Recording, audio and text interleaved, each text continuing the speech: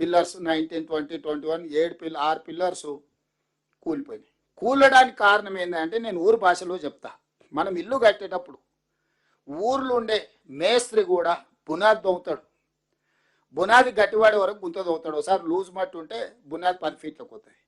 కింద hard rock వచ్చి ఏదన్నా వస్తే మనం 3 ఫీట్లో 4 ఫీట్లో బునాది దోవి దాన్ని ఒక బేస్ చేసి దాని నుంచి పిల్లర్లు లేపుతాం. మనం ఎన్ని ఫ్లోర్లు ఎత్తుపోదలుచుకుంటాం దాని లెక్క బట్టి భూమిలో బునియాది చేస్తాం. ఇక్కడ మేడిగడ్డ కానీ అన్నారంలో కానీ సుందిళ్లలో కానీ ఎక్కడైతే బ్యారేజీలు కట్టాలనుకున్నారో భూమిలో పరీక్షలు చేయలేదు.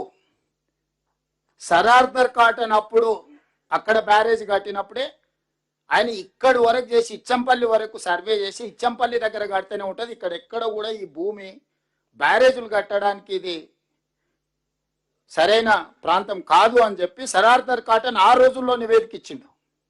ఇచ్చంపల్లి వరకు అక్కడి నుంచి చేసుకుంటూ వచ్చి. సో సాంకేతిక నైపుణ్యం లేని రోజుల్లోనే సర్ ఆర్థర్ కాటన్ అనేవాడు ఈ ఏరియాలలో ఎక్కడ కట్టినా నిలబడదు, అక్కడ ఉండే అంటే వాటర్ వెలాసిటీ స్పీడ్ కావచ్చు, ఉధృతి ఎక్కువ ఉన్న దగ్గర నువ్వు అడ్డం కడితే అది వచ్చే స్పీడ్కి నువ్వు కట్టే స్ట్రక్చర్స్ తట్టుకోవడం కూడా కష్టం. కొన్నిసార్లు భూమి లూజ్ సాయిల్ ఉంటుంది, ఊర్లో సౌటపొలం అంటాం, లూజ్ సాయిల్ ఉంటుంది ఇల్లు కట్టుకునేటప్పుడు. ఆ లూజ్ సాయిల్లో మనం కట్టాలనుకుంటే ఎక్కువ లోపడిపోతాం. లేదనంటే కింద దాన్ని తట్టుకునేటట్టు మొత్తం కింద బేస్ తయారు చేసి దాని మీద నుంచి పిల్లర్ లేపుతాం. సో ఇక్కడ కేసీఆర్ హడావిడి, ఆయనకు అర్జెంటుగా 1000 కోట్లు కావాలి, 2-3 ఏళ్లలోనే దీన్ని మొత్తం చేయాలి, 2-3 వేలలోనే 1000 కోట్లు సంపాదించుకోవాలని తోటి ఆయన బునియాదిలో ఉన్న భూమి యొక్క పటిష్టతను అసలు లెక్క చేయలే. అదే చెప్పిండ్రు ఎక్స్పర్ట్స్. ఈయన ఏం చేసిండు, కొంత లోపలికి పోయిండు, ఇంకా కింద ఇసుకనే ఉంది, ఇక్కడికే ఆపేసి ఇక్కడ నుంచి నిర్మించిండు, అన్ని కట్టేసిండు. ఓదానికోటి లింక్ ఉన్నది కాబట్టి కొంతకాలం ఇట్లా ఆగింది. ఆగిన తర్వాత ఈరోజు మీకు మేడిగడ్డ దగ్గర ఉన్న రిజర్వాయర్ కెపాసిటీ 16 టీఎంసీలు, ఆ తర్వాత అన్నారం 10 టీఎంసీలు, ఆ పైన 8 టీఎంసీలు దాని హయ్యెస్ట్ కెపాసిటీ. కానీ ఎప్పుడు కూడా మనం ఏదైనా రిజర్వాయర్ కానీ బ్యారేజ్ కానీ డ్యామ్ కానీ కట్టినప్పుడు దాని కెపాసిటీస్ను కొత్తగా మొదలుపెట్టినప్పుడు first year 25%, second year 25%, third year 25%, fourth year 100% of the capacity of that barrage, dam or reservoir ఏదైనా అట్లా సాంకేతికంగా చేసుకుంటూ ఫస్ట్ 25% నీళ్లు నింపినప్పుడు ఇందులో ఏం సమస్యలు వస్తున్నాయి, భూమి ఏమైనా కుంగుతుందా, దీనివల్ల ఏమన్నా డ్యామేజ్ ఉందా, ఏమైనా కొట్టుకపోతుందా ఏదో తెలుసుకో. అట్లా ఎవ్రీ ఇయర్ ఇది మెథడ్ అట్లా లెక్కేసుకొని చేస్తారు. సో చంద్రశేఖరరావు గారు 16 టీఎంసీల నీళ్లు ఇట్లా పెద్ద ఎత్తున కనిపించేటట్టు దాంట్లో నీళ్లు నిండా నింపి పెట్టి బస్సులలో అందరిని తీసుకుపోయి చూపించండి. ఎలక్షన్ల ముందర మీకు అందరు గుర్తుండాలి. ఊర్లలో నుంచి బస్సులు వేసి రైతులందరినీ తీసుకెళ్తున్నాను, రోజు జాతరలాగా తీసుకెళ్ళాను. వాళ్ళకి చూపించడానికి ఆయన సముద్రాన్ని వీడికి తెచ్చినాన్ని భ్రమలు కల్పించడానికి.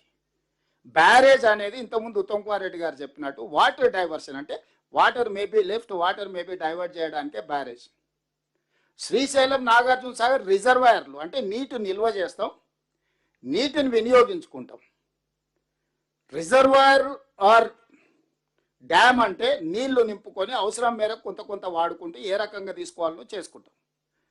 బ్యారేజ్ అంటే సింపుల్ వచ్చే నీళ్ళకు అడ్డుకట్ట కట్టి ఆ నీళ్లు లిఫ్ట్ చేయడానికి అవసరమైన పంపులు లిఫ్ట్ చేయడానికి అవసరమైనంత స్టోరేజ్ పెట్టుకొని టకా ఎట్లా ఫ్లడ్ వస్తుందో అట్లా ఎత్తుకొని అవతలకు పోసుకుంటాం.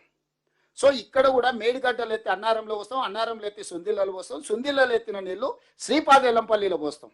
అంటే మీకు మేడిగడ్డ కింద ఆయకట్టు లేదు, అన్నారం కింద ఆయకట్టు లేదు, సుందిళ్ళ కింద ఆయకట్టు లేదు. ఇవన్నీ ఏంటంటే సైపనింగ్ సైమల్టేనియస్గా పనిచేయాలి. ఏ ఒక్కటి ఆగిపోయినా కూడా నువ్వు ఎత్తలేవు, పోయలేవు. మేడిగడ్డలు ఎత్తి కన్నెపల్లి పంప్ హౌస్ ఎత్తి నీళ్లు పోయంగానే అన్నారం దగ్గర ఉండే పంప్ హౌస్ ఎంబడే ఎత్తి మళ్ళీ సుందిళ్ళలో పోస్తే సుందిళ్ళలో ఉన్న పంపులు ఎత్తి శ్రీపాదెల్లంపల్లిలో పోయాలి. శ్రీపాదెల్లంపల్లి నుంచి ముందుకు నీళ్లు కాలువల ద్వారా ఇవ్వాలి. ఇది దీని స్టైల్ ఆఫ్ అంటే ఫంక్షనింగ్ యొక్క రూపకల్పన.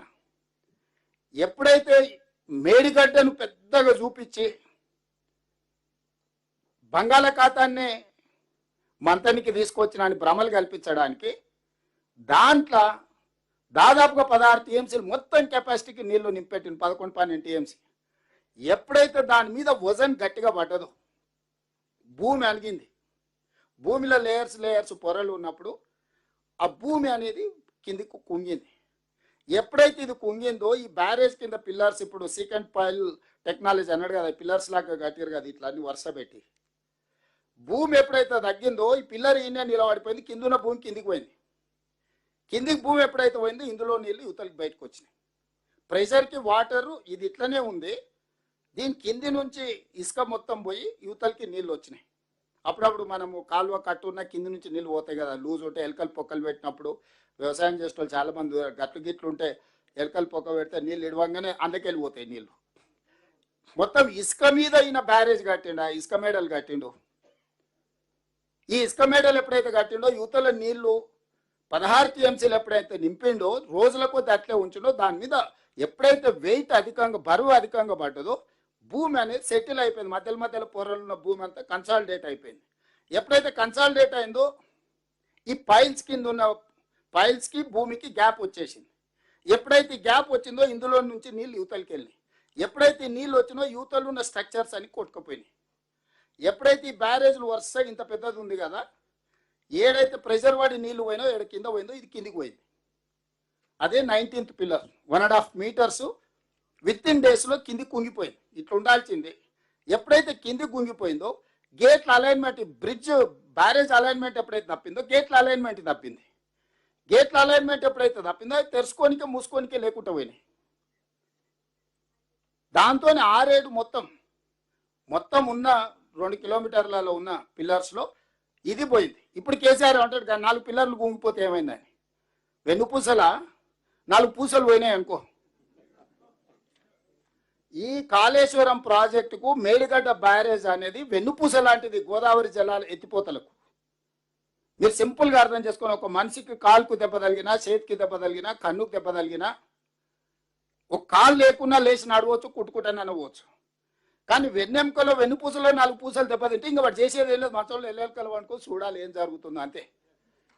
ఇప్పుడు ఈ గోదావరి ప్రాజెక్టు మేడిగడ్డ అనేది గోదావరి ప్రాజెక్టులో వెన్నుపూస దెబ్బతిన్నది.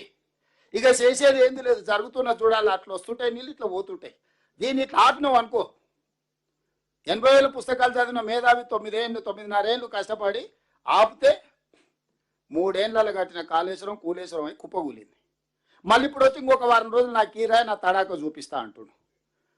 పోని ఆయన వచ్చి అడిగిండా, ఆయన రాడు. ఈ మిడిమిడి జ్ఞానం ఉన్న వాళ్ళందరినీ తోలుతున్నాడు. ఇక మీరు అడిగిరా పూర్ణస్తుతం ఏమంటాడు అని. మనం ఇంట్లో వాళ్ళనో వీళ్ళనో విలుచుకరా పండిత పిల్లలు పంపిస్తుంది చూడు, పోయి పతాలు ఆడుకునే వాళ్ళు ఊరలారే వాడు ఉండడం జామేరు రాని పిల్లల్ని తోలుతారు చూడు. కేసీఆర్ ఈ మిడిమిడి జ్ఞానం ఉన్న వాళ్ళని తోలి ఏది పడితే అది మాట్లాడి ఈరోజు ఈ పరిస్థితికి తీసుకొచ్చింది. ఇందులో పోని మనమేమన్నా చేసినామా? 2023 అక్టోబర్ 21 నాడు, October 22 project AE Mahadevpur police స్టేషన్లో ఎఫ్ఐఆర్ చేసింది. అని మేము కేసు పెట్టలేదు. ప్రాజెక్టు కుప్పగూలిపోయిందని చెప్పి ఎఫ్ఐఆర్ చేసిందే కేసీఆర్ గవర్నమెంట్. మహదేవ్పూర్ పోలీస్ స్టేషన్లో ఇది కుప్పగూలిందని ఫస్ట్ కేసు పెట్టింది కూడా వాళ్ళే, ఎఫ్ఐఆర్ చేసింది వాళ్ళ హయాంలోనే. మనం కూడా ఏం పోలీస్ కేసు పెట్టలే.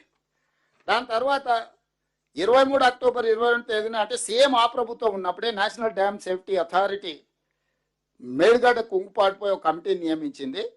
వాళ్ళు నవంబర్ 1 నాడు ఎన్డీఎస్ఏ నివేదిక ఇచ్చారు, ప్రిలిమినరీ నివేదిక. ఇది నివేదిక మొత్తం ఉత్తమ్ సార్ చెప్పిండు. ఇక్కడ ఈ నివేదిక అంత ఉంది క్లియర్గా, అందులో బేసిక్స్ మొత్తం ఈ నివేదికలు ఇచ్చేసారు. ప్రధానంగా వాళ్ళు చెప్పింది ఏంటంటే 19వ పిల్లరు 1.256 మీటర్లు ఆల్రెడీ భూమిలో గుంగిపోయింది. దీంట్లో ప్లానింగ్, డిజైనింగ్,